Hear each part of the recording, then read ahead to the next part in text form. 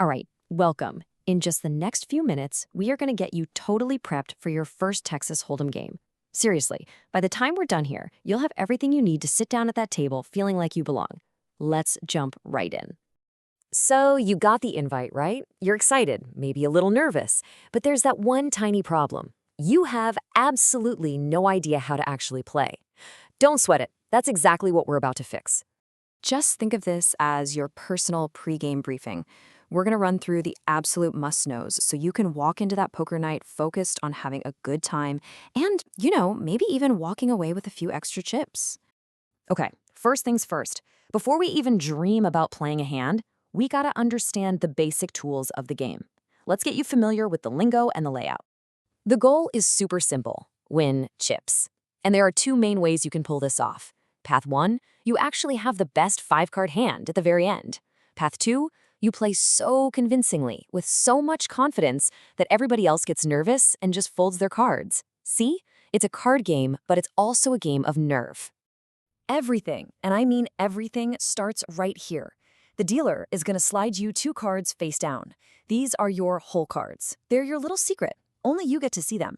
And the entire hand you end up building revolves around the potential locked in these 2 cards. Now you aren't just stuck with those 2 cards. This is where it gets interesting. As the hand goes on, 5 community cards get dealt face up for everybody to see. Everyone at the table shares them. Your job is to mix and match your 2 secret cards with any of those 5 shared cards to make the absolute best 5-card hand possible. So before a single card is even dealt, 2 players have to make a forced bet. These are called the blinds. The easiest way to think about them is like a cover charge to get into the hand. It's a really crucial rule because it guarantees there's always a pot of chips in the middle worth fighting for, right from the get-go. Okay, so we've got the pieces. Now let's see how a hand actually plays out. It's not just one big, chaotic mess of betting. A single hand unfolds over 4 very distinct stages, which poker players call streets, and each one has its own round of betting. So it all kicks off pre-flop. This is the first betting round right after you peek at your 2 hole cards. Next up, the dealer puts out 3 community cards. That's called the flop. And boom, another round of betting.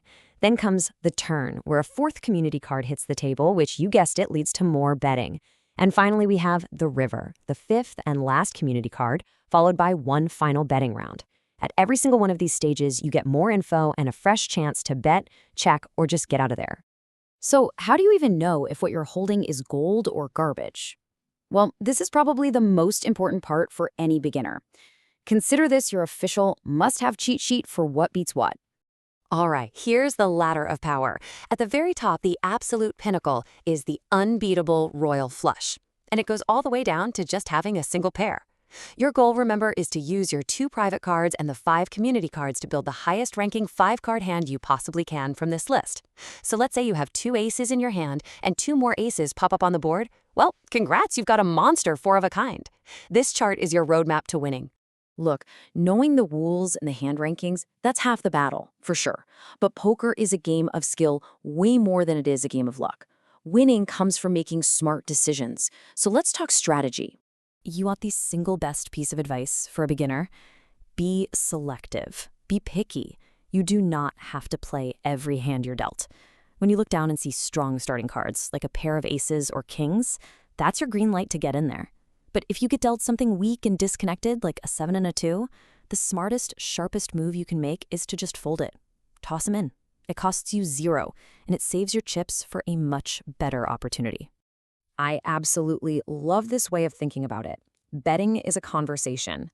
Every single time a player puts chips into the pot, they are telling you a story about their hand. A huge bet might be screaming, "I'm strong."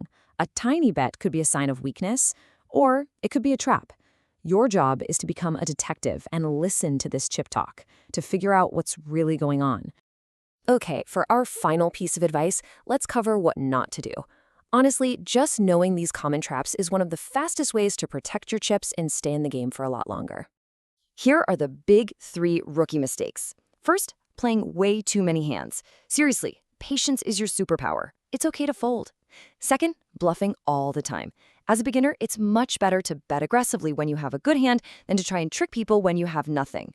And finally, please don't chase your losses. Don't throw good chips after bad ones. If you feel like you're beat, just let it go. A disciplined fold today will save you a fortune tomorrow.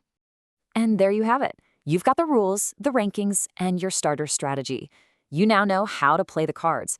But the real magic of poker, the real fun, begins when you realize you're not just playing your hand. You're playing the other people at the table. Have fun and good luck.